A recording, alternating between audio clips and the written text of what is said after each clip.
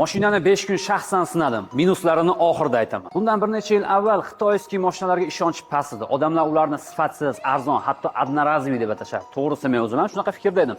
Lekin bugungi kunga kelib qarasak, Xitoy avtosanoati bozor qoidalarini buzib tashladi. Ular sifat, texnologiya va tushuntirib bo'lmas narx siyosati bilan ko'p yillik tarixga ega boshqa brendlarni ham shapatlab tashlayapti. Ular orasida o'zbekistonliklarga xalqbop avtomobillari bilan tanilib ulgurgan Chery brendi ham bor va bugun obzorimizda uning yangi biznes sedani Chery Ariza 8 gibrid. Mashinani ko'rinishiga necha baho berasizlar? Kommentariyga yozib ketinglar. Shaxsan menga uni salobatli va jiddiy dizayni juda yoqdi. 18 diska ballonlari ham o'ziga juda yarashib turibdi. 100 ga 73 sekundda chiqadi. Benzin sarfi gibrid rejimda atiga 3.9 litr. To'liq bak va batareya bilan bemalol 1100 km masofani bosib o'tadi. Bosib o'tganda ham sizga va yo'lovchilaringizga maksimal komfort bilan bosadi. Keng salon, yumshoq podveska, sifatli eko-koja, subwooferli Sony audio sistema, 2 zonali klimat kontrol, 10 ta xavfsizlik yostiqchasi, o'rindiqlarda isitish va sovutish tizimi, panorama. Xullas biznes sedanida nima qulaylik bo'lishi kerak bo'lsa hammasi bor. To'g'risi Xitoy mashinalarida eng yoqmaydigan narsa bu torpedasi. Lekin Ariza 8 da dizaynga ham, ergonomikaga ham boshqacha. Yevropizironni yondashilgan. Hamma narsa o'zini logichskiy joyida. Model palasada ushlash va adaptiv cruise control bilan jihozlangan. Masalan, probkalarda bir tezlikni belgilab qo'ysangiz, oldingizdagi mashinaga orientir olib, mashina o'zini o'zi boshqarib ketaveradi. Lekin baribir bu texnika akalar, to'laqonli ishonib olish kerak emas. O'zbekistonda avtopilot ishlash uchun kerakli sharoit hali yo'q. Sidin regulirovkasi qaysi mashinanikini eslatyapti? Kommentariyaga yozib keting. 12 dyumli ekranda Android Auto va CarPlay simsiz uzatiladi. 360 obzor kameralar sifati a'lo darajada. Reaksiya zo'r. Bu mashina o'zi orqada yurish uchun mo'ljallangan. G'ildirak bazasi salkam 3 metr. Kengligiga yaxshilab e'tibor bering. D-klass standartlariga mos tushadi. Bagaj kengligi menga Opod'dan hovlisini eslatdi. Uni sig'imi 455 litr. Ikkita ko'chqor bemalol sig'adi. Endi navbat minuslariga. Shumoizolyatsiyaga kamroq e'tibor berilgan. Motor ishlaganda ovozi va vibratsiyasi salonga to'g'ridan-to'g'ri seziladi. Eshik ruchkalari ergonomik jihatdan to'g'ri joylashgan, lekin dizayni zilnikini eslatadi. Va eng asabga teggan minusi quyoshli havoda yomg'ir datchiki mayda dog'larni yomg'ir deb o'ylab lobovойni tinmay artishi. Mana shunaqa obzor akalar. Bu mashinani bizga obzorga taqdim etgan Chery O'zbekistonga alohida minnatdorchiligimizni bildiramiz.